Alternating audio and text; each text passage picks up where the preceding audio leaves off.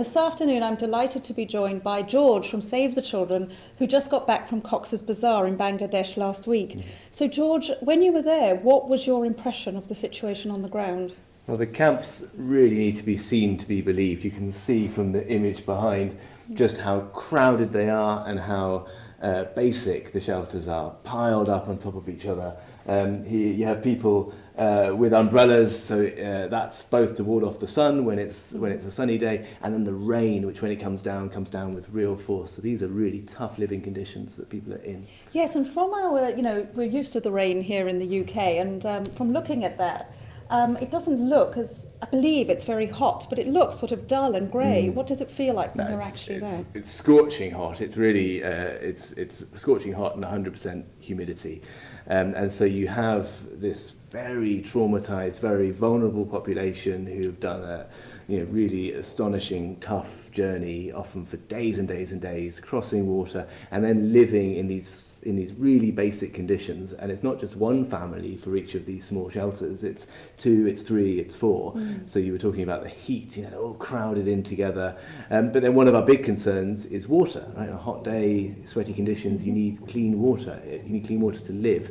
But that's a big job, getting clean water to these settlements, these camps. Yeah. It's very, very hard. It's one of the main things that we're doing as DEC agencies, is providing clean water. And actually, here on the screen, we see some of those settlements that have cropped up, crammed, as you say, lots of mud. Mm-hmm. Is it very muddy when you're there? Yeah, it's very, very muddy, and one of our top concerns is sanitation. So there they are all close to each other, and it's such steep land. It's very difficult to create the space to build latrines, and then if they're not built properly, then the rain and the mud makes things roll downhill to the water courses at the bottom. People are currently washing in the streams. Some are even drinking from the streams, but those streams are going to get very dirty very quickly. So a top job for us aid agencies that we're doing already is building latrines everywhere we can in order to make this camp as clean as possible. Obviously, the conditions are not very clean. It's very, very tough.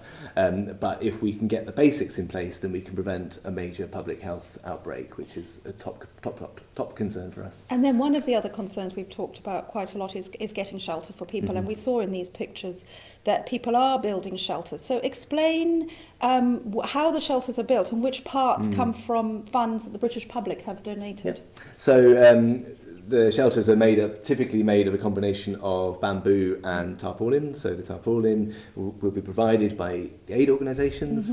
Bamboo is from the surrounding countryside. They're quite impressive, to be honest, that people they build these shelters. I don't know if I would be able to build a strong shelter that quickly on my own using that combination of materials, but of course they're really basic. They're very, very low. You have to crawl into them. So they're not really conditions that I certainly could imagine or would want to imagine having to live in for any sort of length of time.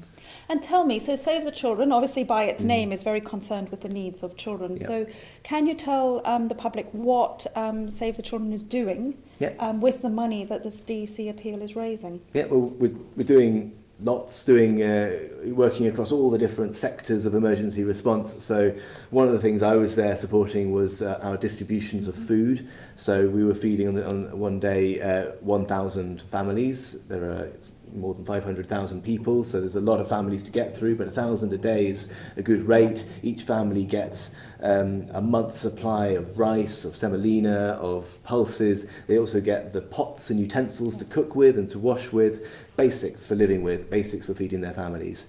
That's one of the main things we're doing. We're also really concerned about child protection. So in a typical emergency, roughly half of the people will be children. In this emergency, it's at least 60%. Really, there are children everywhere. But these are not, typically, they're not happy, smiley children. They're children who have obviously seen some horrible things that you and I could not imagine having to see, and not imagine our children having to see.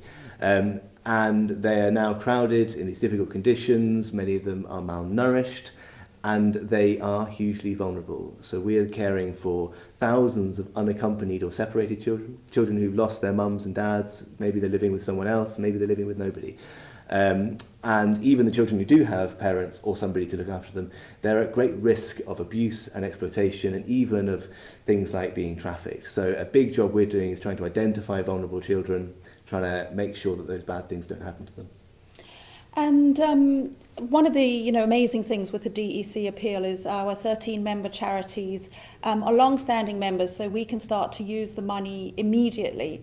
So did you see DEC Funds in action already when you were there? Yep, no question. So Save the Children has been in Cox's Bazar since 2012.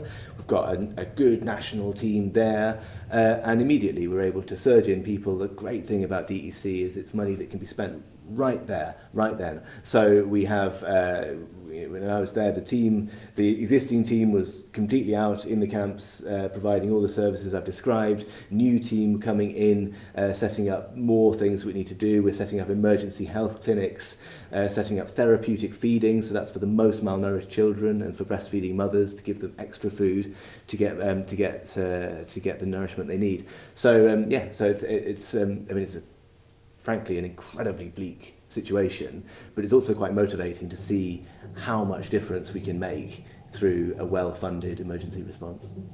And as always, the British public has been so generous, and so far we've raised £7 million. And George has been explaining already how some of those funds are being used already there in Cox's Bazar as we speak.